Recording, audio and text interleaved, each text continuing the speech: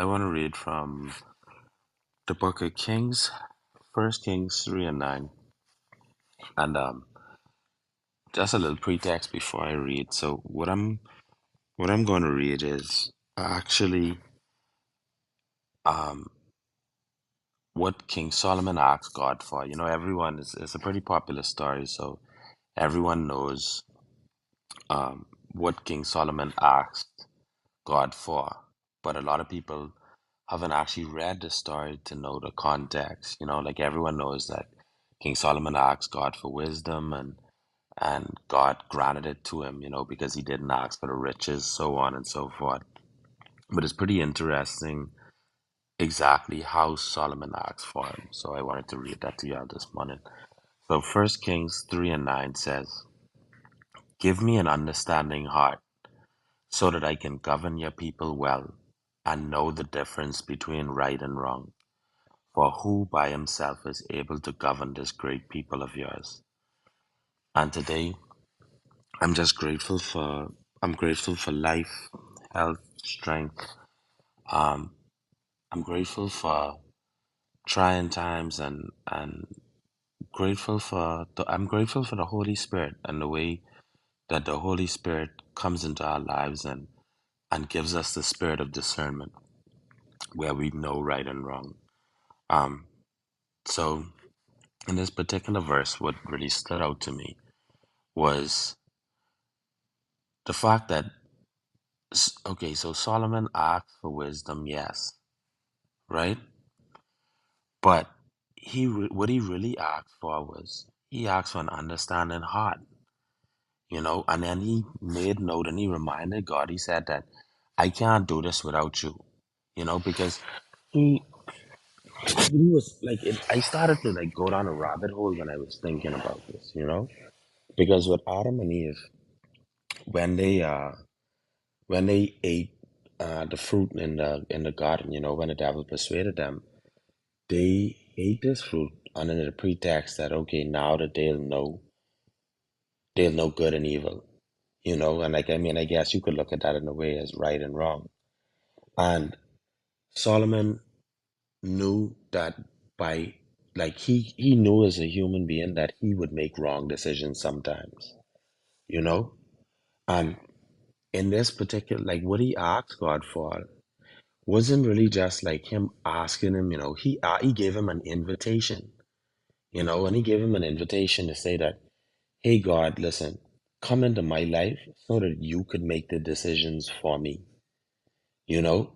Like he basically asked God to say that, like, okay, I know that there's sometimes that I could make wrong decisions, thinking that they could be right.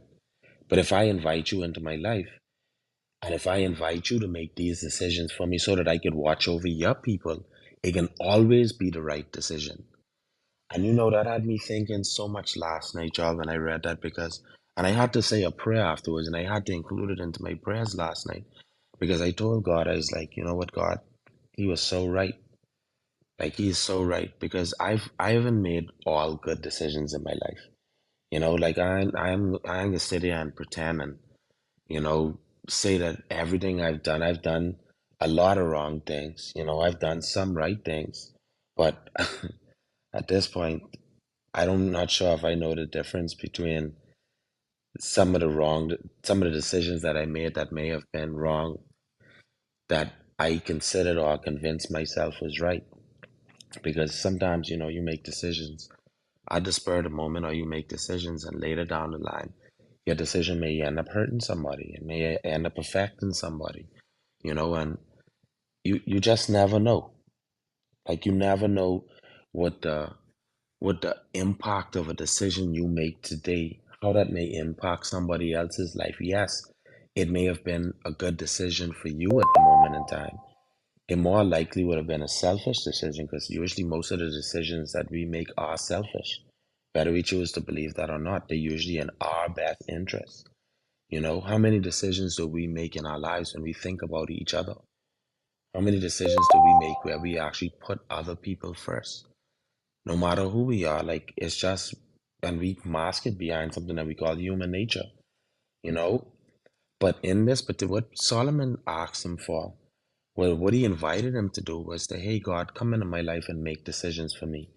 And that's recently, like I was telling y'all, I invited God to be a partner with me. And I asked God, I say, be a partner with me in my business, be a partner with me in my life, be a partner with me in, my home and my family.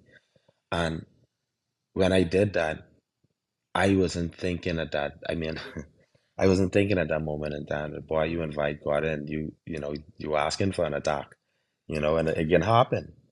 But then I also know that I invited in my life the person who is able to fight off attacks and the person who is able to turn around anything and make it better, you know?